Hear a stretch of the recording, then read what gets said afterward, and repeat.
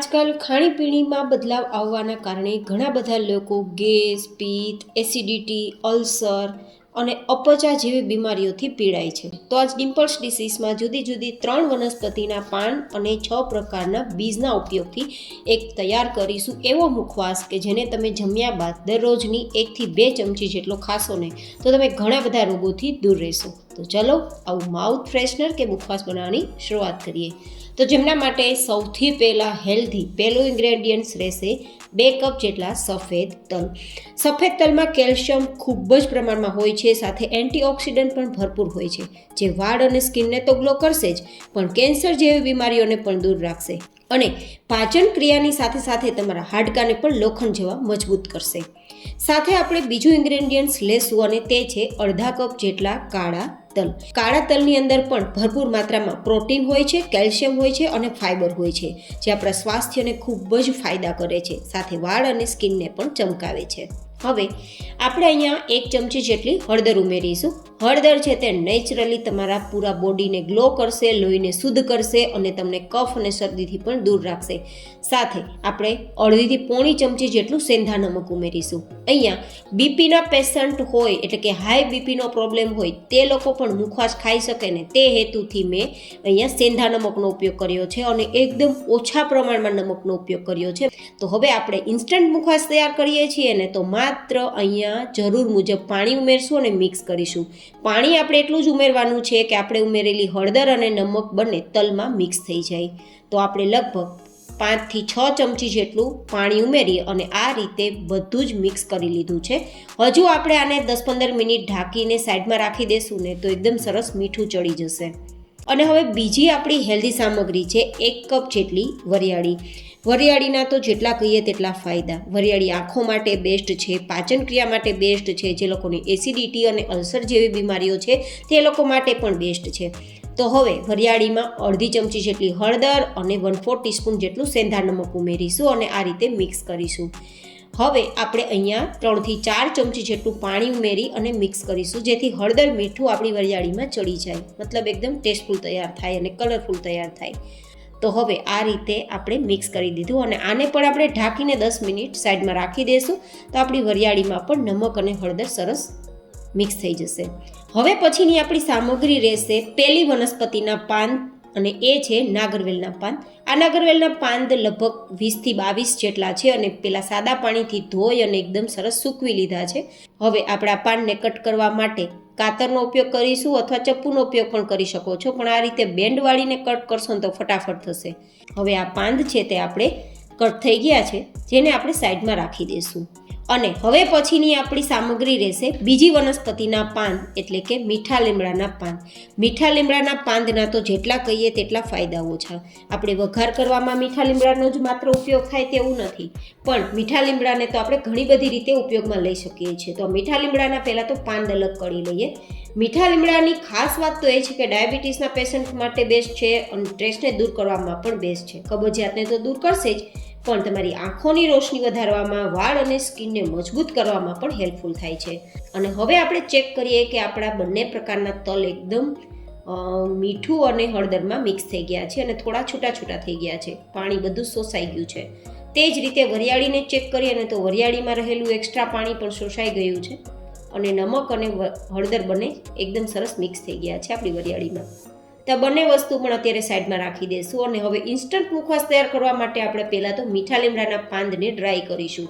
જો તમારી પાસે સમય હોય તો તમે આ પાંદને 1-2 દિવસ માટે સૂકવી દેશો તો એ એકદમ સરસ સુકાઈ જશે. તો તમે ઇન્સ્ટન્ટ મુખવાસ તૈયાર કરવા માટે જાડા તળિયાવાળી કડાઈ લેવાની, ગેસની ફ્લેમ ધીમી રાખવાની અને સતત ચલાવવાનું. તો માત્ર મિનિટોની અંદર આ પાંદ આપણા ડ્રાય થઈ જશે અને આ રીતે ચેક કરી લેવાનું. જો ભૂકો થઈ જાય તો સમજવાનું પાંદ આપણા ડ્રાય થઈ ગયા છે. અને હવે તે જ રીતે નાગરવેલના પાન છે તેને પણ આપણે શેકી લેશું. નાગરવેલના પાનને પણ જો તમે સમય હોય તો બહાર સીધા પવનની અંદર, એટલે કે તમારે નેચરલ પવન આવતો હોય ઘરે, ત્યાં પણ સૂકવી શકો છો. નાગરવેલના પાન માત્ર પૂજામાં જ નથી વપરાતા, પણ આયુર્વેદિક દ્રષ્ટિએ જોતા તેને જો ખાવામાં આવે ને તો ઘણા બધા રોગોને ઠીક કરી શકાય છે. તે વાત, પિત્ત અને કફ ત્રણે પ્રકૃતિને ઠીક કરે છે. તો જરૂરથી પ્રમાણસર આપણે પાંદને ખાવા જોઈએ, જેથી આપણે મુખવાસમાં તેનો ઉપયોગ કર્યો છે. તો આ રીતે આપણા પાન એકદમ ડ્રાય થઈ ગયા છે. પણ એકવાર ચેક કરી લેવું, જેથી જો એકદમ સરસ ભૂકો થઈ જતો હોય તેવા ડ્રાય થઈ ગયા હોય ને તો પાન સરસ ડ્રાય થઈ ગયા તેમ સમજી નીચે ઉતારી લેવા. થોડું પણ જો ભીનાશ પડતું રહેશે અથવા મોઇશ્ચર રહેશે તો મુખવાસ લાંબા સમય સુધી સારો નહીં રહે. આપણે મુખવાસને લાંબા સમય સુધી સારો રાખવો હોય તો આ બધી વસ્તુને સરસ સૂકવવી અથવા ડ્રાય કરવી જરૂરી છે. હવે પછી આપણે અહીંયા સીડ્સનો ઉપયોગ કરીશું, જેમાં આપણે લેશું અડધા કપ જેટલા મગજતરીના બી. સાથે આપણે લેશું બીજા સીડ્સ અને જે છે પમ્પકિન સીડ્સ, તે પણ અડધા કપ જેટલા છે. અને ત્રીજા આપણા સીડ્સ રહેશે તે છે અડધા કપ જેટલા સૂર્યમુખીના બીજ. અહીંયા તમને આ ત્રણમાંથી એક પણ બીજ ના મળે તો સ્કીપ કરી શકો છો, પણ જો મળે તો બેસ્ટ રહેશે કે તમે આ રીતે આ સીડ્સનો ઉપયોગ કરીને મુખવાસ તૈયાર કરો. હવે આ ત્રણ સીડ્સને આપણે ધીમા ગેસની ફ્લેમ પર થોડા લાઇટ ગોલ્ડન કલર પર આવે ત્યાં સુધી શેકવાના, જેથી અંદરના તત્વો પણ ના બળે અને એકદમ સરસ મોઇશ્ચર ફ્રી થઈ જાય તો મુખવાસ લાંબા સમય સુધી સારો રહે. તે ગંભીરમાં ગંભીર બીમારીઓને દૂર રાખવામાં મદદરૂપ થાય છે, જેમ કે કેન્સર, હાઈ બીપી અને બીજા એવા કેટલાય પોષક તત્વોથી ભરપૂર હોવાના કારણે તે વાળ અને સ્કિનને પણ ગ્લો કરે છે અને ખૂબ જ ફાયદાકારક છે આ પમ્પકિન સીડ્સ. તો આ ત્રણ બીજ શેકાઈ ગયા છે તો નીચે ઉતારીને ઠંડા કરી લેશું અને હવે વરિયાળીને આપણે શેકી લેશું. વરિયાળીને આપણે મીડિયમ ગેસની ફ્લેમ પર સતત ચલાવીને શેકશું ને તો ક્રિસ્પી ઝડપથી થઈ જશે અને ક્રિસ્પી ના થાય ત્યાં સુધી શેકવાની છે. તો આપણી વરિયાળી ઠંડી થઈ ગઈ છે તો નીચે ઉતારી તેને પણ ઠંડી કરી લેશું. અને તે જ રીતે આપણા તલને શેકવા માટે આપણે પહેલાં થોડા ઉમેરશું, પછી ફરીથી થોડા તલ ઉમેરીને શેકીશું, કારણ કે તલ વધારે પ્રમાણમાં છે. થોડા શેકશું તો તલનો દાણો શેકાઈ જશે અને અંદર સુધી શેકાવાના કારણે એકદમ ક્રિસ્પી પણ બનશે અને ટેસ્ટી પણ રહેશે. તલ શેકાતા સમય નથી લાગતો, પણ મીડિયમ ગેસની ફ્લેમ પર સતત ચલાવવું જરૂરી છે, નહીં તો બળી જશે. અને તલ શેકાઈ જશે ને એટલે ફટાફટ તે ઉડવા લાગશે અને એક સોંધી સુગંધ પણ આવશે અને આપણા તલમાં રહેલું નમક અને હળદર બંને છૂટા પડી અને તળિયે બેસી જશે.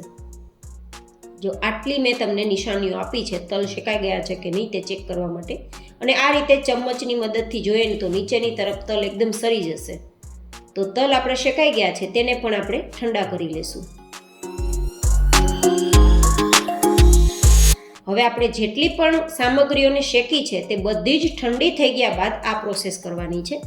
તો સૌથી પહેલાં આપણી વરિયાળી ઠંડી થઈ ગઈ છે કે નહીં તે ચેક કરી અને એકવાર આ રીતે ચાળી લેવી.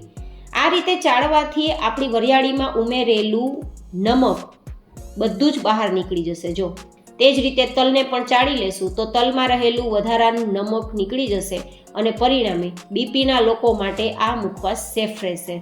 તો એકદમ મુખવાસ હેલ્ધી બની ગયો છે. તો હવે આપણે બધી સામગ્રીઓ મિક્સ કરી દઈશું, જેમ કે તલ છે, વરિયાળી છે અને સાથે 1 કપ જેટલી આપણે અહીંયા ધાણા દાળ લીધી છે. ધાણા દાળ છે તે પેટને ઠંડક આપવામાં બેસ્ટ છે, પણ તે શેકેલી હોવાના કારણે મેં શેકી નથી. અહીંયા તમે શેકેલી અળસીનો ઉપયોગ પણ કરી શકો છો, પણ અત્યારે મારી પાસે અળસી અવેલેબલ નહોતી તો મેં ઉપયોગમાં નથી લીધી. 3 પ્રકારના જે બીજ શેક્યા છે ને તે પણ ઠંડા થઈ ગયા, તેને પણ ઉમેરી દઈશું. સાથે મીઠા લીમડાના પત્તા મારી પાસે પહેલાં સમય હતો તો પહેલાં જ પાંદડાને સૂકવી લીધા હતા છાંયે, તો એકદમ કલર ગ્રીન પણ છે અને ક્રિસ્પી પણ છે. જો આ 2 કપ જેટલા મીઠા લીમડાના પાન છે, પણ થોડા ક્રશ કરીને ઉમેરશું તો એકદમ મિક્સ થઈ જશે. અને હવે આપણે જે નાગરવેલના પાન સૂકવ્યા છે ને તેનો પણ ભૂકો કરી અને ઉમેરી દઈશું. અને હવે આપણી સૌથી હેલ્ધી સામગ્રી કહી શકાય અને તે છે 3જા નંબરની વનસ્પતિના પાન અને તે છે ચણોઠીના પાન. ચણોઠીના પાન છે તે પેટની ગરમીને દૂર કરવામાં ખૂબ જ ફાયદાકારક છે. સાથે સાથે ચણોઠીના પાંદના બીજા કેટલાય ફાયદા છે જે આપણે ન ગણી શકીએ. જો કે તમને કોઈ પણ પ્રોવિઝન સ્ટોરમાં મળી જશે, અને ના મળે તો ચણોઠીનું જે ઝાડ હોય તેના પાંદને તમે સૂકવી અને પછી ઉપયોગમાં લઈ શકો છો. તો હવે આ બધી સામગ્રીને મિક્સ કરી દેશું અને કોઈ પણ એરટાઇટ બોટલમાં ભરી દેશું. દરરોજના માટે ઓછામાં ઓછી 1 ચમચી આ મુખવાસને ખાશું તો જરૂરથી તમને અદ્ભુત ફાયદા થશે. એમાં તમને કહેવાની જરૂર નથી, તમે ખાશો તો તમને ખુદ સમજાઈ જશે. ફરી મળીશું એક નવી જ હેલ્ધી એન્ડ ઇન્ટરેસ્ટિંગ રેસીપી સાથે. ત્યાં સુધી stay healthy, stay happy, take care.